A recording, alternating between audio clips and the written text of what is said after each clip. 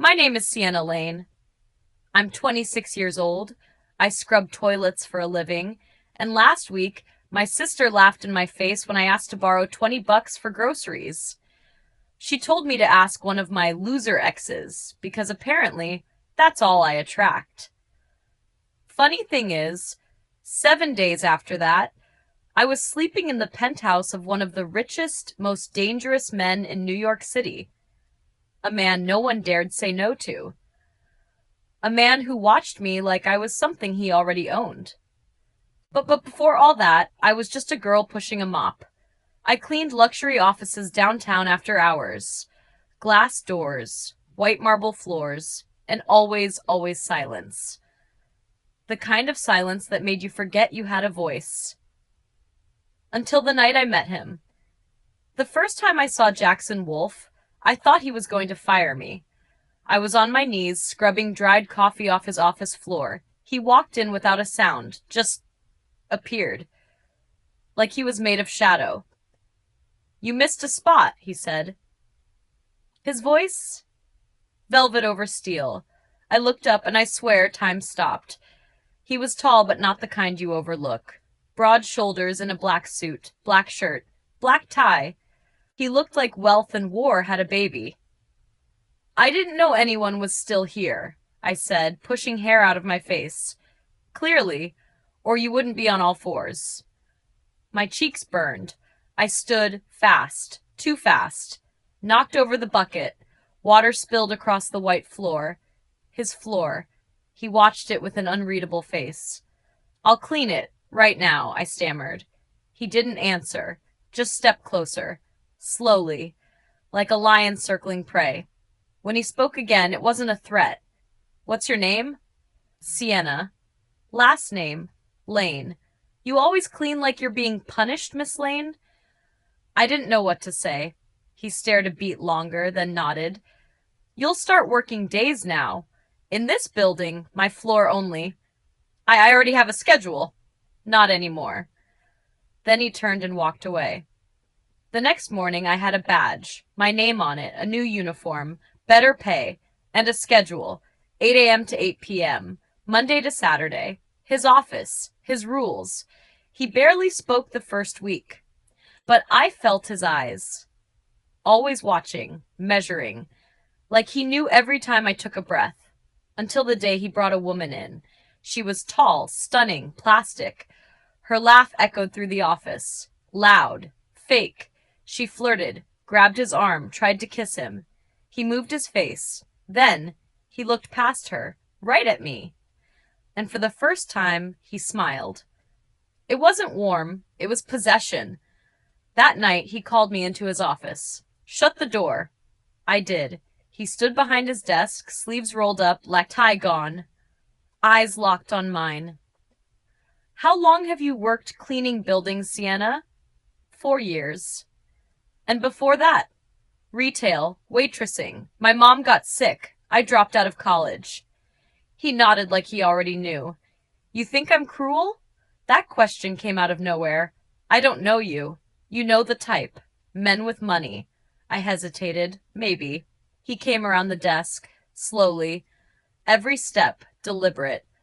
"I saw the way your sister spoke to you last week. The one who came to ask for cash." Then I froze. He kept walking. Closer. "She wore a fake Chanel bag. Gold bracelet was plated, and she asked you for your paycheck after laughing at you." You watched us?" "You interest me."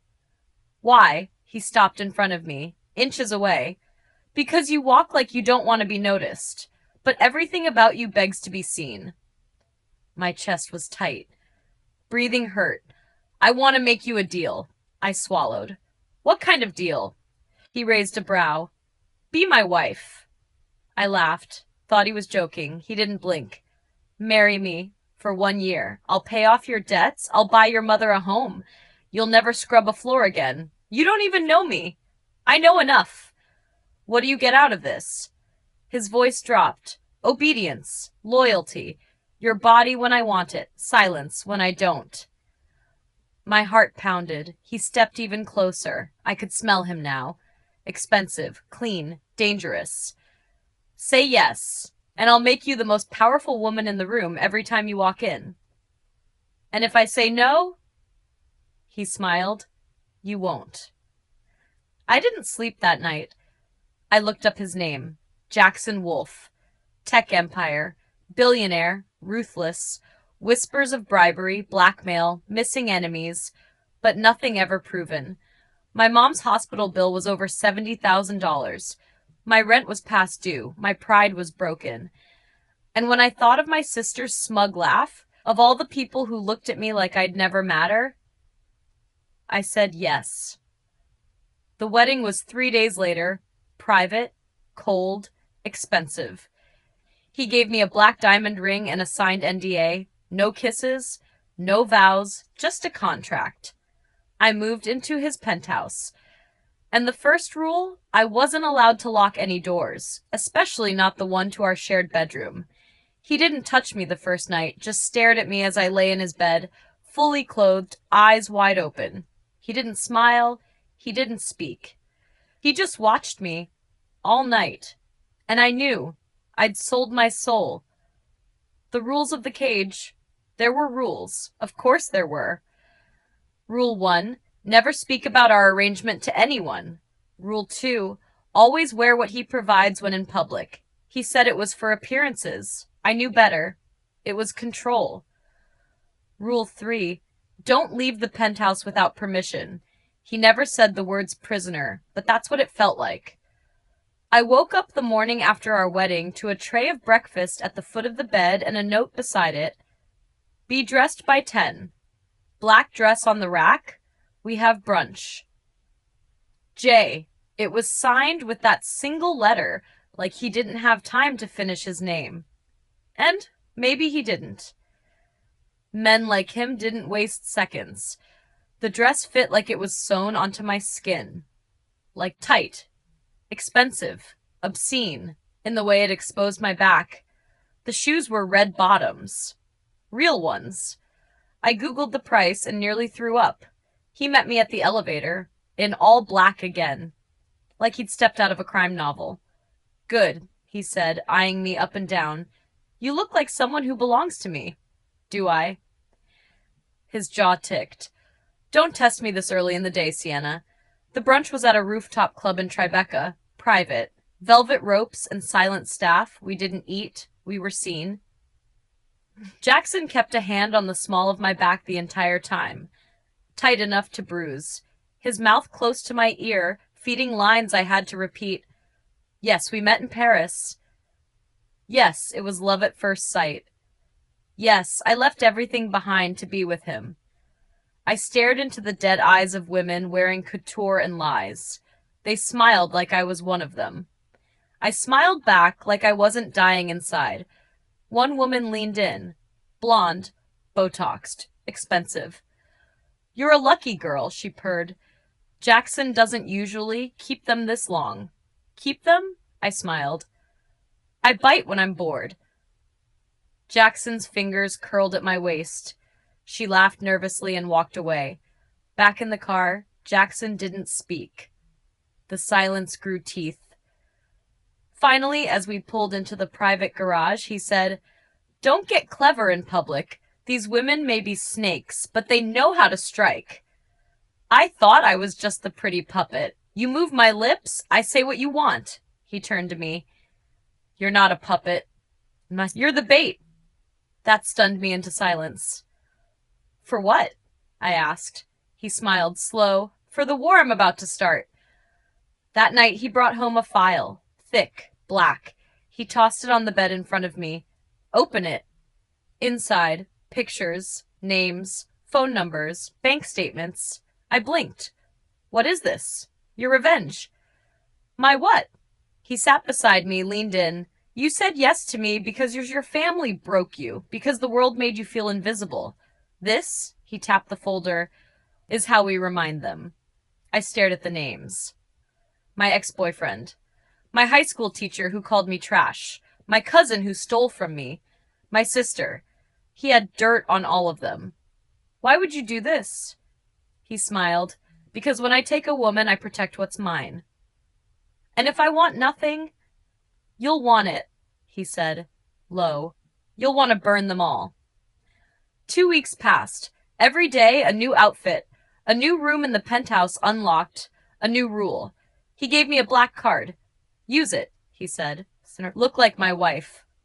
I went to Saks, Barney's, places that once wouldn't let me browse.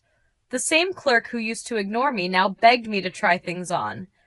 I said yes to everything, then went home and cried into my pillow. Because no matter how many labels I wore, I still felt like the girl mopping floors. He came home drunk one night, stormed into the bedroom, tie askew, eyes dark. You think you're still poor, he said, voice slurred. What? You walk like you owe the world something. You don't. He grabbed my wrist. Not hard, but enough. I gave you the world. I gave you me. I didn't ask for you. Yes, you did. And then he kissed me. Hard. Unforgiving. Possessive. I didn't stop him. I kissed him back. And hated myself for wanting more. The taste of power I didn't want to admit what I was becoming, but I saw it in the mirror every day. The girl who used to flinch when someone raised their voice was gone. Now I stared back at a woman who could smile through a lie, who wore diamonds like war paint, who listened when Jackson whispered secrets in the night and memorized every word, because knowledge was power, and I wanted all of it. 3 weeks into our marriage, Jackson took me to my first gala. Everyone who'd ever looked down on me was in that room. Old money, political sharks, business moguls. The same people who wouldn't have made eye contact with me when I was pushing a cleaning cart. Now they stared. Now they wanted to know my name. You're glowing, Jackson murmured into my ear as I sipped champagne. I'm pretending, I whispered back. Same thing. His hand slid down my back. Subtle. Dangerous. Smile for the cameras, Mrs. Wolfe. They think they're watching a love story, and what are you really watching? The start of a takeover. We made headlines the next morning. Mystery bride of Jackson Wolfe turns heads. Who is she really? The press called me an enigma, a Cinderella, a gold digger. They didn't know about the file. They didn't know that while they speculated, I was ruining people behind the scenes. Jackson had taught me how to use leverage, how to say a name in the right ear and watch someone lose their job, their marriage, their reputation. My cousin who stole money from my mom? Arrested for tax fraud 2 days after I made a call. My high school teacher? Fired. Anonymous tip. Photos attached. I told myself it was justice, but sometimes I couldn't sleep. Jackson brought me a list one evening. 3 more names. Pick one, he said. I read them. My sister was on it. I blinked. You want me to ruin her? No, he said, calm. I want you to choose. She's blood. So was Cain to Abel. I looked at the photo. My sister, drunk at a party, arm around a married man with influence. Why do you have all this? I told you, I protect what's mine. I should have been horrified. Instead, I asked, what happens if I say yes? He touched my cheek. Then she learns what it feels like to be laughed at. The next day, she called me. Sienna, is it true? You're married to him? I let her voice tremble. Let her desperation crawl through the phone. Why do you care? You told me no man would ever love a broke bitch. I didn't mean it. Come on, we're sisters. Funny. I don't remember you being a sister when I was starving. Silence. Then, please, I need help. No, I said softly. You need humility. And I hung up. That night, Jackson kissed me like he knew exactly what I'd done. Like he was proud. He didn't ask for details. He didn't need them. I let him undress me for the first time, and when his hands moved across my body, I didn't flinch. I wanted it. I wanted him. Because for the first time in my life, I felt like I was the one in control. Playing the wife, becoming the weapon. By the time our 2-month anniversary came, Jackson had given me keys to everything except his past. He never spoke about it. Not his childhood. Not his parents. Not how he built his empire. That silence was louder than anything he said. But I was learning how to read him. The way his jaw tightened when he read certain names. The files he kept locked in his safe. And the way he watched me sleep like I might vanish. I was sitting in the penthouse library one evening, curled in a velvet chair, reading a book I didn't understand, when he walked in. "Come with me," he said. I followed him without asking where. The car was waiting downstairs. Bulletproof. Windows tinted black. We drove for 20 minutes, then pulled up to a mansion behind iron gates. Jackson didn't speak as we walked through the grand foyer. A butler bowed. A woman in diamonds stared. "Who's that?" I asked. "My stepmother," he said. His tone made my spine tighten. He brought me into a ballroom filled with money and rot. People laughed with eyes like daggers. Champagne poured like water. Jackson introduced me to no one. Just let them stare. And then she approached. A woman in emerald silk. Skin pulled tight, smile tighter. "You must be Sienna," she said. "Heard so much about you. Good things, I hope." She leaned in, voice low. "You're very brave. He's not an easy man." I smiled. "Neither am I." Her lips thinned. I knew then. I'd made an enemy. Later, in a corner of the ballroom, I found Jackson staring out a window. "You didn't warn me she'd be here," I said. "I wanted to see how you'd handle her." "And you didn't disappoint." I stepped closer. "Who is she really? She married my father for money. Got it all when he died. Left me nothing but a name and a debt." "What kind of debt?" He looked at me, eyes hard. "The kind you pay with blood." That night, he showed me his safe. Inside, cash, guns, documents, photos, and a file labeled Eleanor Wolfe, his stepmother. "You want revenge?" I asked. He nodded. "And I want you to help me take it." "Why me?" "Because you know how to destroy people quietly." My throat tightened. He meant it. He didn't want a wife. He wanted a weapon. The plan started small. Anonymous tips, leaked documents, a whispered scandal, then a forged email, planted evidence, a silent investor suddenly backing out. Her company crumbled in less than 2 weeks. And every night, Jackson touched me with more heat. Every night, I wondered if I was still me, or if I'd turned into someone worse. At a charity gala, Eleanor approached me again. "You think you've won," she said, lips barely moving. I smiled. "Oh no, I haven't even started." She slapped me, hard. The room went silent. Jackson appeared in seconds. He didn't touch her, he just looked at me. "Say the word," he said. I looked at Eleanor, trembling in rage, and I said, "Not yet." Back home, I poured myself a drink. My hand shook. Jackson stood behind me. "You did well." "She hates me?" "She should. I'm becoming like her." "No," he said. "You're becoming better." He pressed a kiss to the back of my neck. "You're becoming untouchable." The lies we wear. 2 months into the marriage, the penthouse no longer felt like a cage. It felt like a throne room. But thrones come with enemies, and I was starting to realize I had more than I thought. The morning after the gala, I found a note under the door. No name, no handwriting, just 3 words, "You're not safe." I stared at it for a full minute before I moved. Then I burned it in the kitchen sink. Jackson was out. Somewhere he wouldn't say. I paced the marble floors like a ghost, replaying every word Eleanor had said, every glance she gave me. There was no doubt in my mind. The war wasn't over. It was just beginning. Later that day, I walked into Jackson's office. He was on the phone, calm, focused, voice low. He held up a finger to signal wait. I didn't. "Someone threatened me." He paused mid-sentence, then ended the call. What did they say? I told him. Every word. He leaned back in his chair, fingers steepled. Eleanor won't stop now, he said. You embarrassed her, made her look weak. She threatened me. You don't seem surprised. I'm not. So what do we do? He stood, walked around the desk, stopped in front of me. His eyes were cold. We make her disappear.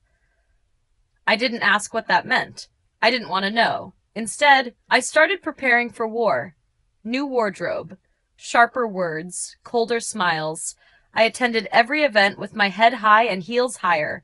I made connections, took names, listened when no one thought I was listening. I became what they feared most, a woman with power and nothing to lose. 3 weeks later, Eleanor Wolfe was indicted on federal fraud charges. Her assets froze. Her face vanished from the press. And Jackson? He smiled for the first time in days. Now, he said, pulling me into his lap, we begin the second phase. What's that? He kissed my collarbone. We build a legacy. He took me to Paris. Private jet, presidential suite, a ring twice the size of the first. He bought a building and named it after me. Everyone called us the new power couple. But I knew the truth. Power wasn't love. And I was starting to want more than just control. I wanted real. One night after dinner, I asked, do you ever regret it? Regret what? This. Us. The lie. He looked at me too long. Too hard. Then he said, I regret not finding you sooner. I wanted to believe him. But lies were easier to wear than the truth. And I wasn't sure who either of us really were anymore. The edge of everything. The weight of the empire presses down on me like a storm on the horizon.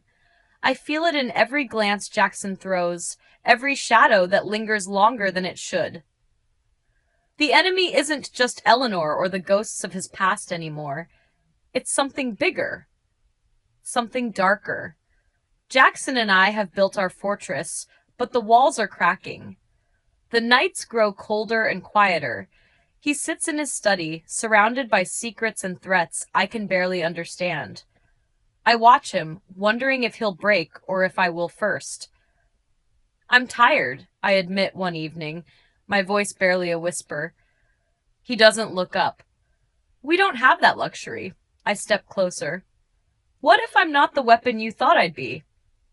His eyes finally meet mine, filled with a fierce kind of love I never expected. You're more. But love doesn't mean safety. One night, a shot shatters the silence. Chaos floods the penthouse. Jackson falls. Blood on marble, his breath shallow. I take his hand, my heart a storm. Stay with me, I plead. From that moment, everything changes. I become the shield and the sword, fighting in the shadows, making impossible choices. The final battle for control, for survival, is only just beginning. The enemy will learn. This girl from nothing will burn everything down before she falls. The silence after the chaos was deafening.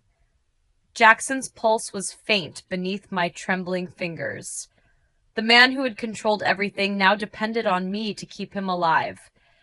I was no longer just his wife. I was his savior.